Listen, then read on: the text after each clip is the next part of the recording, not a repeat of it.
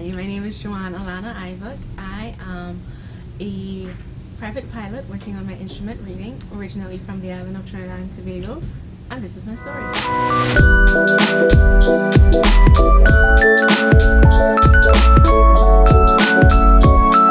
I got into aviation because I was told no. I actually wanted to be a flight attendant before pursuing flying. The airlines, all the major airlines in the United States said no when I applied to become a flight attendant. And when I heard that, I decided to take an introductory flight. And from that moment on, I knew I was a private pilot, so I pursued it. I eventually did become a flight attendant, but that started my interest. I started really late. I started at the age of 29. Most people know that they want to be a pilot at an early age. I didn't have that experience. I started really late. So this goes to show that it doesn't matter what time you start, it can be done and it's possible. So how did it feel to be a pilot in command for the first time?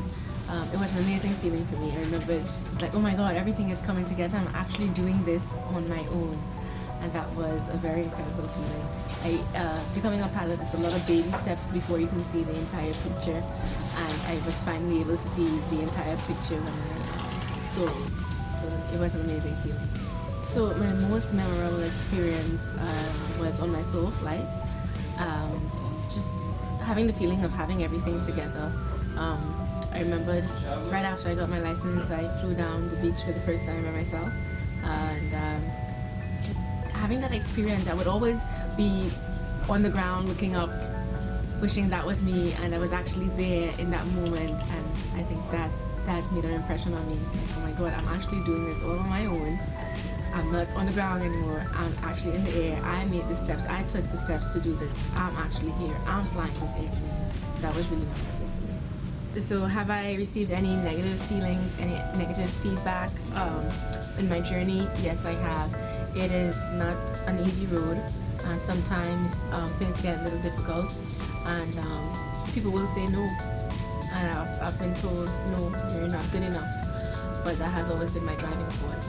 So I guess after people tell you they don't think that you're in a position to do this, you don't stop. And that's what I did. I kept going.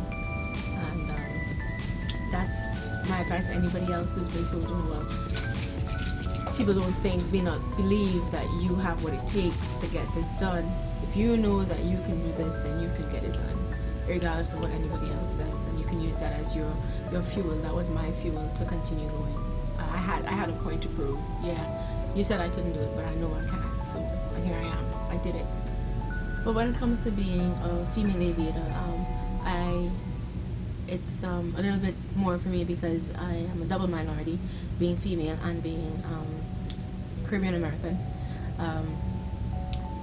We are in the minority, so to see someone like me try to pursue it, I feel accomplished. I feel like I do have I have a standard to set. I inspire other girls that may want to get into this field, other minorities that want to get into this field who thinks that it's not possible. I have a load to carry. I have others looking up for me, so I have to set the example and let them know, hey, this can be done. Others did it. I'm not the only one in my field. There are others. We may be few and in between, but it can be done. The road is a little harder because people do look at you differently. You are treated differently, but you have to understand that once you have it in your mind that this is what you want and you can do it and you can achieve it, then it can be done, regardless of what anybody else may think of you because of your race or being female. It can be done. Don't ever let anyone say that it can't be done. Yeah, I have a lot of help, and I'm very appreciative of the people that help me out. I have a strong support in the Caribbean community. That means a lot to me. Organizations like OVA, they help out a lot, and I would urge any other pilots to get involved in organizations like that. The 99s, the girls from the 99s, my sisters, they help out a lot when it comes to motivating. Sometimes you don't feel like you're the best and you don't feel like this can be done, and here comes someone who's been through the same struggle, and they show you, hey, you just keep going and you will get it done. So the 99s over flight school that I'm at, Wayman Aviation, it's like a family here. Everyone supports you. I think this was one of the things that stood out for me at Wayman Aviation is that we had so many female pilots. All of us here fly, and you have other things going on. It's like, oh my God, you're getting things done. So when I think I'm the only person, I just look to the side and I'm like, oh, she's doing it, so you have no excuse, keep going.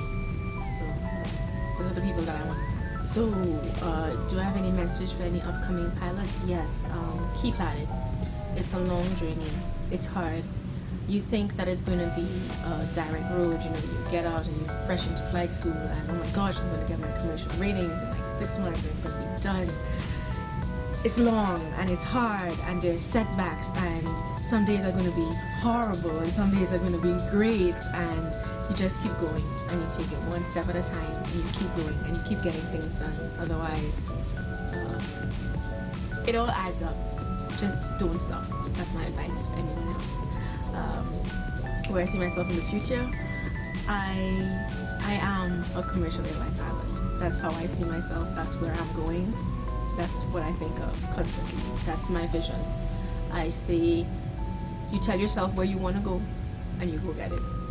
That's how I feel.